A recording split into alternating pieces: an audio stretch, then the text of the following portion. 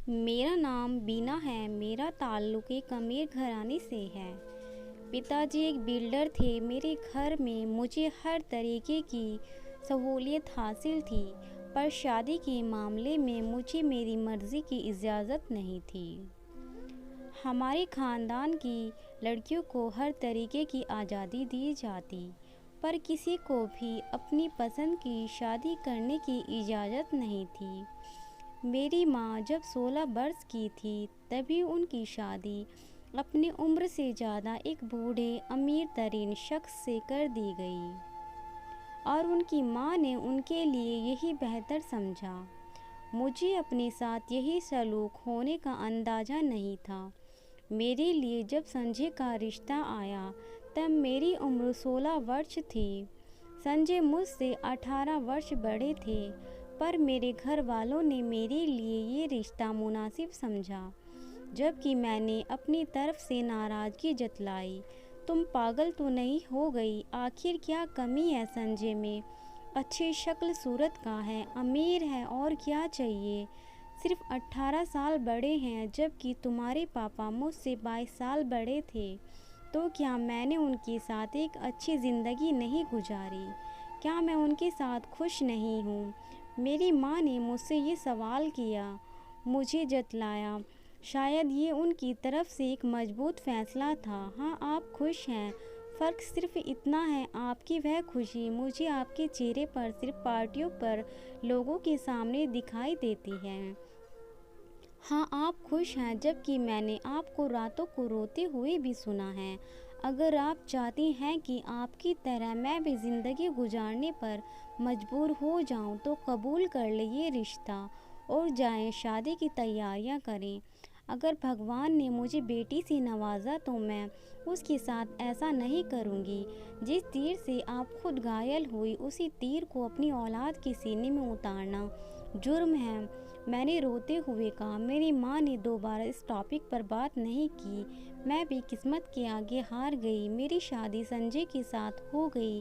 वह मुझसे अपने साथ दिल्ली ले गया। यहाँ उनका बहुत बड़ा बंगला था। यहाँ हम दोनों के सिवा चंद नौकर ही रहते थे। संजय सुबह ऑफिस जाते और शाम को वापस आते। कभी कभी तो कई दिन गुजर जाते थे। हम एक दूसरे की शक्ल भी नहीं देख सकते थे। वह मेरे जागने से पहले चले जाते और सोने के बाद आते। हमारी उम्र के फ़र्क ने एक गहरा शफ़ाक डाला था। जो सब मैं करना चाहती थी, उनके नज़दीक वह एक बचपना था। डिनर पर जाना, क्या साथ में बैठकर खाना, या कोई फ़िल्म देखना, वह कहते ये सब काम मैं उनके बगैर भी कर सकती हूँ। उनके साथ मुझे बिजनेस पार्टी में जाना पसंद नहीं था, जहाँ लोग एक दूसरे का बाजू थामे ये साबित करने की कोशिश करते हैं कि वह एक दूसरे से कितना खुश हैं, और घर जाते ही एक दूसरे से मुंह फेर कर ऐसे सो जाते हैं जैसे एक दूसरे को जानते तक ही नहीं। अब तो संजय ने बिजनेस के सिलसिले में बाहर जाना भी शुरू कर दिया था।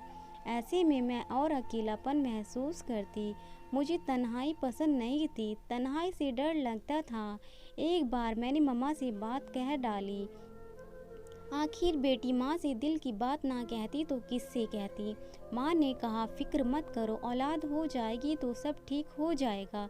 अभी घर में टिक जाएगा और तुम्हारा भी दिल लग जाएगा। तुम्हारे पापा भी संजय जैसे थे। माँ ने मुझे तसल्ली दी। मैं भी अपनी औलाद का इंतज़ार करने लगी। मेरी शादी को 8 माह हो गए, मगर मैं उम्मीद से ना थी। मैं डॉक्टर के पास गई, कुछ चेकअप करवाया। डॉक्टर ने मेरे टेस्ट लिए और अगले दिन के लिए बुलाया। ये खबर सुनाकर उसने मुझे हमेशा के लिए मायूस कर दिया कि मैं कभी माँ नहीं बन सकती। औलाद औरतों के लिए सबसे बड़ी दौलत है। औलाद का ना होना औरतों के लिए बहुत बड़ी दुख की बात होती है। मुझे ये खुशी कभी नहीं मिलेगी, ये सोचकर मेरा दिल हिल जाता। इस दिन के बाद जैसे मुझे खामोशी खा गई। एक बार फिर किस्मत के आगे हार गई थी। वे सारी रात मैंने जागते हुए गुजारी, मगर मेरे दिल में ये फैसला कर लिया कि बात मैं संजय को कभी नहीं बताऊंगी, क्योंकि हमें इतना मशगूल रिश्ते में नहीं बने थे कि वह इतना बड़ा झटका बर्दाश्त करते। फिर वह मुझसे मुंह मोड़ लेते तो मैं कहाँ जाती। अब तो तन्हाई मुझे और भी चुभने लगी। मैं बहुत उदास रही। बिला आखिर उन्होंने मुझे एहसास किया। एक फैमिली को गेस्ट के रूप में रहने के लिए ऊपर वाले फ्लैट पर बुलवाया। वह कुछ 3 लोग थे, बूढ़े अंकल आंटी और उनका बेटा। यह लोग संजय के परिचित और बहुत अच्छे लोग थे। अंकल आंटी ने लव मैरिज की थी। मैं जब उदास होती उनके पास चली जाती, उनकी मोहब्बत के किस्से सुना करती। वह खुद बूढ़े थे मगर उनकी मोहब्बत जवान थी।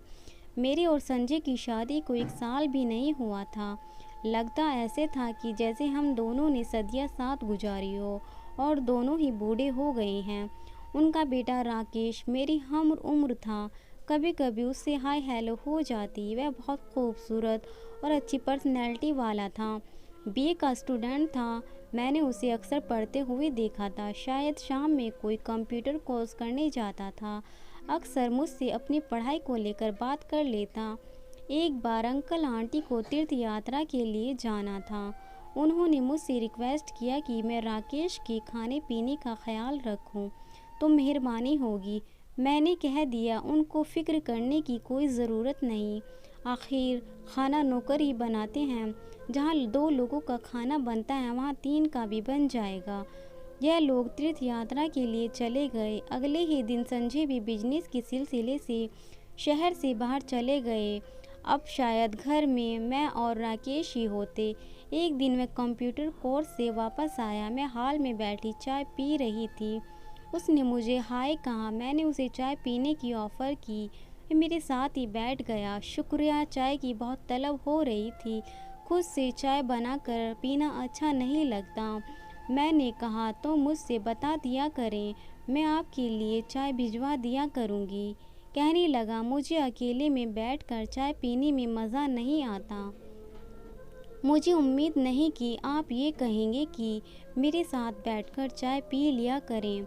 राकेश ने खुद ही अपनी बात कही और हंसने लगा, मगर मैं खामोश रही। कहने लगा आप मेरे साथ बैठकर चाय पी लिया करेंगी। मुझे वैसे भी उलझन होती है। कहते हैं 2-1 लोग बहुत जल्द एक दूसरे के दोस्त बन जाते हैं। कुछ दिन में मैंने ये जान लिया कि राकेश बिल्कुल मेरे जैसा है। शायद इसलिए कि हमारी उम्र एक जैसी थी। वह बहुत ही हंसमुख किस्म का इंसान था। बात बात पर मजाक करना उसे खूब आता था। हमारी आदत सब मिलती जुलती थी। रोज़ चाय की टेबल पर खूब बातें करते थे। हमने इस पर भी बात की कि हमारी शादी माँ बाप की ख्वाहिश से हुई है, हमारी मर्जी से नहीं हुई है। संजय मुझसे बिल्कुल अलग इंसान है। कहने लगा मैं तो आपको देखते ही समझ गया था कि आप उनसे खुश नहीं हैं, माफ़ कीजिएगा। वह मुझसे तारुफ नहीं करवाते तो मैं यही समझा था कि आप उनकी बहन या बेटी हैं। जब बात करके राकेश एकदम से हंस पड़ा। जब उसने देखा कि मैं संजीदा हूँ तो फ़ौरन अपनी मुस्कुराहट को काबू कर लिया। कहने लगा ये आपका जाती मसला है। मुझे सिर्फ इतना पता है कि ज़िंदगी गलत फैसला करने के लिए नहीं है। ज़िंदगी बहुत छोटी है। फिर अपनी पसंद से शादी करना कोई जुर्म तो नहीं। मैं तो हैरान होता हूँ कि लोग ऐसे कैसे जीना पसंद करते हैं। जिस इंसान को वह पसंद ही नहीं करते, खुद को वह उसके हवाले कैसे कर देते हैं। मेरे माँ बाप को ही देखता हूँ तो वह एक साथ कितने खुश हैं। अगर आज से 25 साल पहले अपने दिल की ना सुनी होती तो आज साथ ना होते और खुश भी ना होते। पर वह खुश हैं। उन्होंने स्टैंड लिया। जो लोग स्टैंड नहीं लेते वे बुज़दिल हैं। इतने बुज़दिल कि अपने लिए लड़ना भी नहीं चाहते। राकेश तो चला गया मगर उसकी सारी बातें रात में मेरे दिमाग में गूंजती रही। वह इतनी गहरी बात करके गया था कि मैं हैरान थी। अगले दिन मैंने एक फ़ैसला कर लिया। मैंने कहा मैं राकेश की तरफ अपनी ख्वाहिश की बढ़ाऊँ। अगर उसने मेरा हाथ झटक दिया तो मैं अपनी ज़िंदगी और हालात को कबूल कर लूँगी। अगर उसने जवाब में मेरी तरफ कदम नहीं बढ़ाया तो मैं अपने लिए ये कदम उठाऊँगी, क्योंकि मैं बुज़दिल नहीं हूँ। हम दोनों रोज़ की तरह बैठकर चाय पी रहे थे। आज मैं राकेश के साथ एक ही सोफ़े पर बैठी थी, जबकि मैं उसके साथ एक ही सोफ़े पर नहीं बैठा करती थी। उसने भी ये बात नोट नहीं की। शायद उसने दिल में ये जज्बात नहीं थे जो मेरे दिल में थे। मुझे अपने किए पर शर्मिंदगी हुई। एक दिन मैंने चाय पीते हुए उसको चीनी दान थमाया। मेरा हाथ उसके हाथ से टच हो गया। उसने इस बार भी मुझे नोट नहीं किया, जबकि मैं उसे जानबूझकर अपनी तरफ आकर्षित कर रही थी। एक दिन मैं गहरी सोच में बैठी थी और हम दोनों साथ बैठकर चाय पी रहे थे कि अचानक मैंने अपना हाथ राकेश के हाथ पर रख दिया।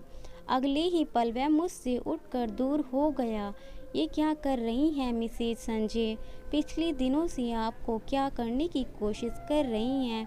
आप होश में तो हैं? आपने मुझे किस किस्म का इंसान समझ लिया? आपको पता है कि आप क्या कर रही हैं? राकेश तुरंत अलग हो गया। फिर अचानक राकेश के हंसने की आवाज़ आई। मैंने सर को उठाकर उसे देखा और बहुत हैरान हुई। उसने मेरी तरफ हाथ बढ़ाया और कहने लगा, मुझे लगा था कि तुम कभी मेरी तरफ हाथ नहीं बढ़ाओगी।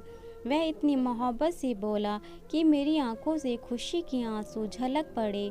कहते हैं ना कि मोहब्बत अंधी होती है, लेकिन गुनाह ना सिर्फ अंधा है बल्कि बहरा भी है। उसे ना कुछ दिखाई देता है और ना कुछ सुनाई देता है। हमारे साथ भी यही हो रहा था। हम अपने अलावा पूरी दुनिया को भूल चुके थे।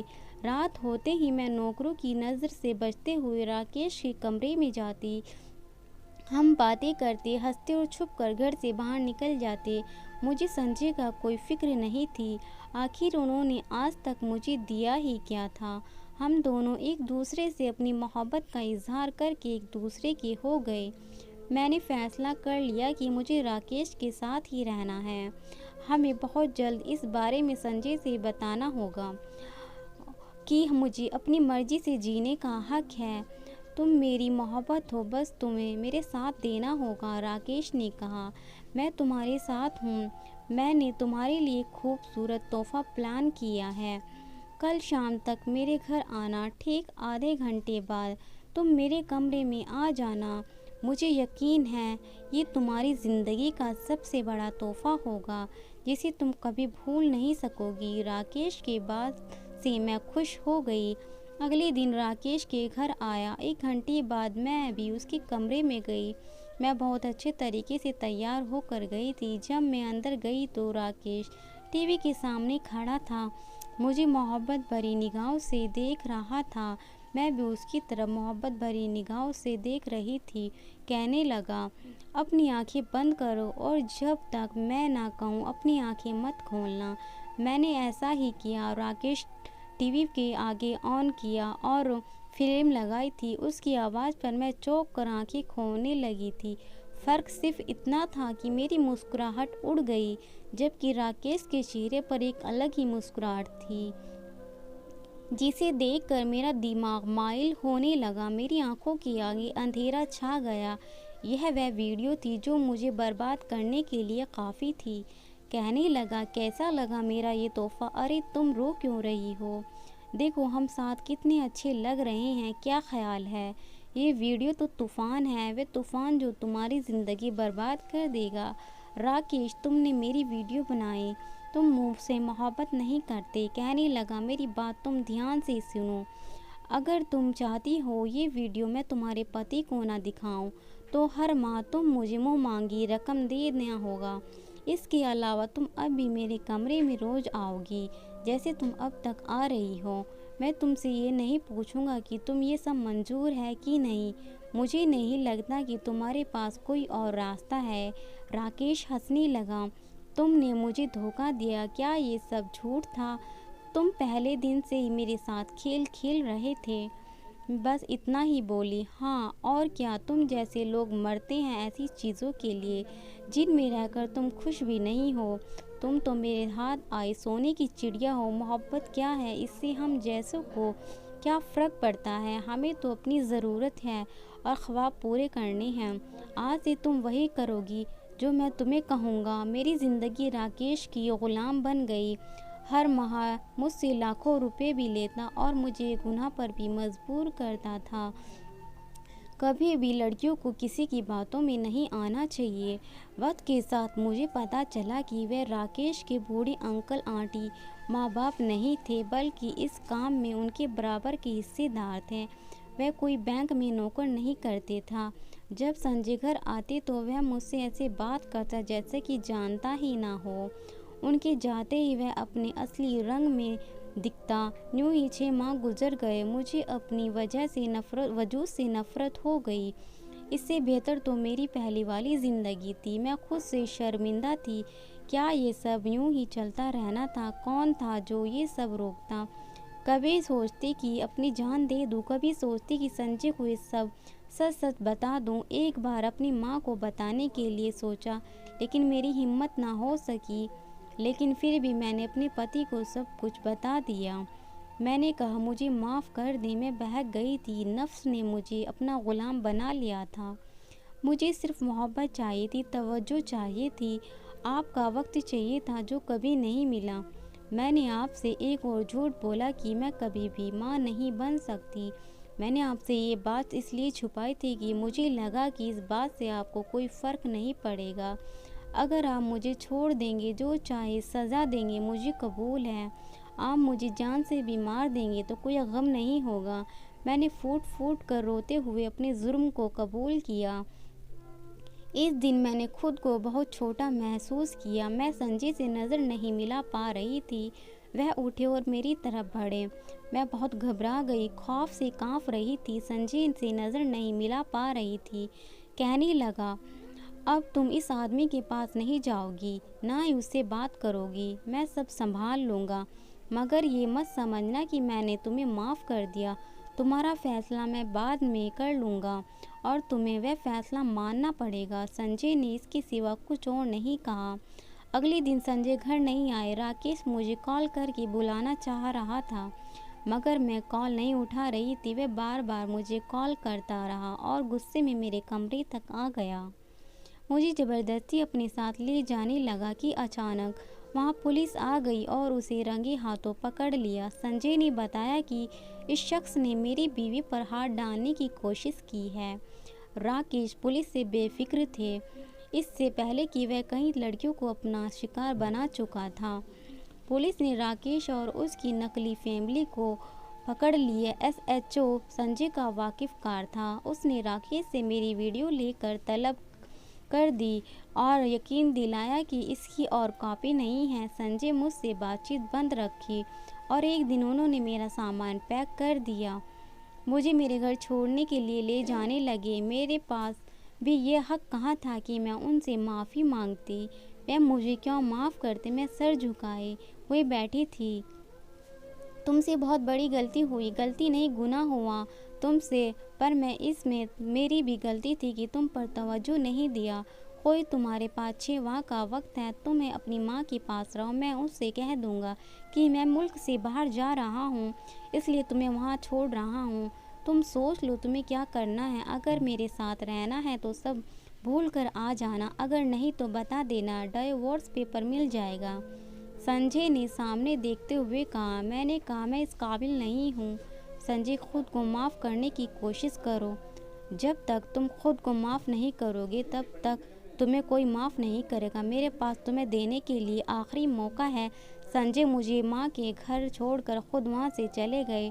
6 माह बाद अपने घर चली आई। तब से अब तक उस बात का संजय ने कोई जिक्र नहीं किया। मैंने संजय को कितना गलत समझा, पर वह कितने अच्छे इंसान निकले। नफ्स के आगे रास्ते पर सिर्फ बर्बादी। ऐसे ही रिश्ते कैसे भी हों, वे आपके लिए बेहतर होते हैं। मैं अपने पति के साथ बहुत खुश हूँ।